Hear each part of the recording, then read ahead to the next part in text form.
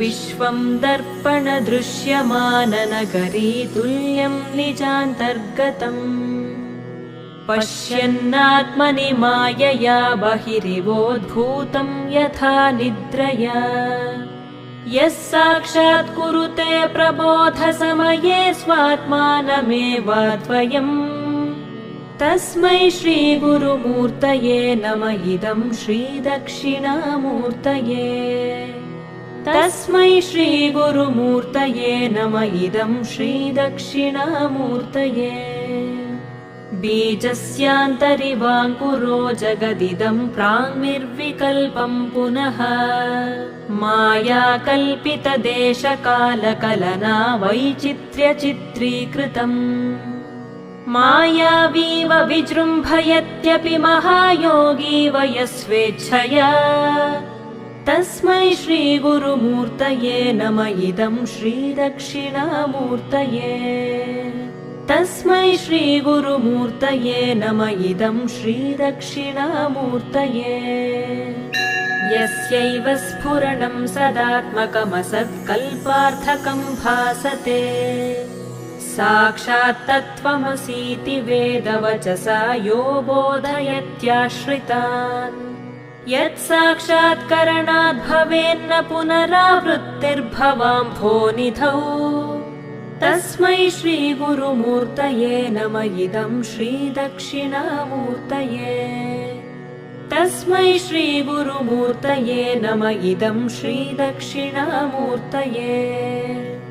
नानाच्छिद्रघटोदरस्थितमहादीपप्रभाभास्वरम् ज्ञानं यस्य तु चक्षुरादिकरणद्वारा बहिस्पन्दते जानामीति तमेव भान्तमनुभात्येतत्समस्तं जगत् तस्मै श्रीगुरुमूर्तये नम इदं श्रीदक्षिणामूर्तये तस्मै श्रीगुरुमूर्तये नम इदं श्रीदक्षिणामूर्तये देहं प्राणमपीन्द्रियाण्यपि चलां बुद्धिं च शून्यं विदुः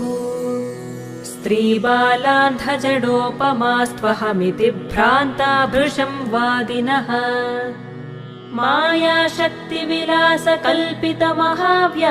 मायाशक्तिविलासकल्पितमहाव्यामोहसंहारिणे तस्मै श्रीगुरुमूर्तये नम इदं श्रीदक्षिणामूर्तये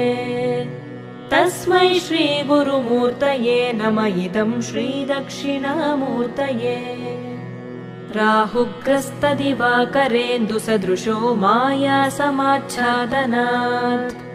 सन्मात्रः करणोपसंहरणतो यो भूत्सुषुप्तः पुमान्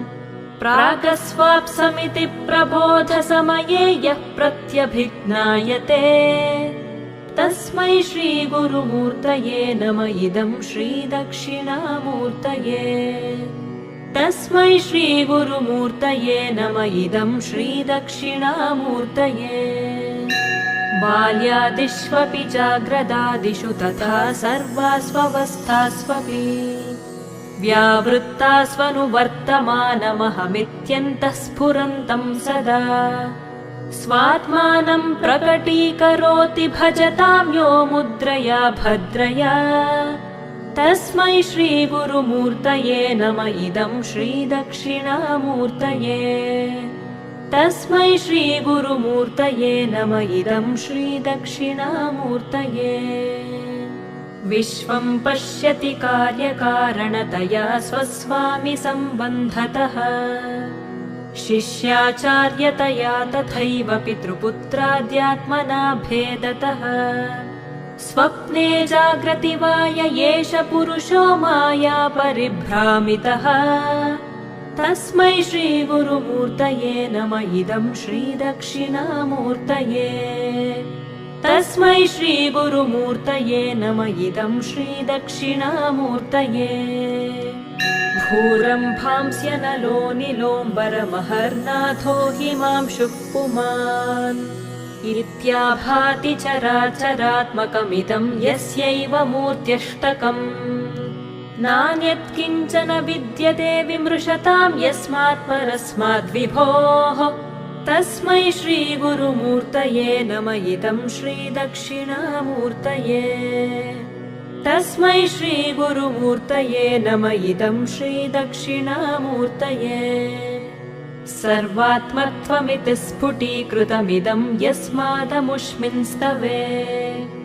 तेनास्य श्रवणात् तदर्थमननात् ध्यानाच्च सङ्कीर्तनात् सर्वात्मत्वमहाविभूतिसहितं स्यादीश्वरत्वं स्वतः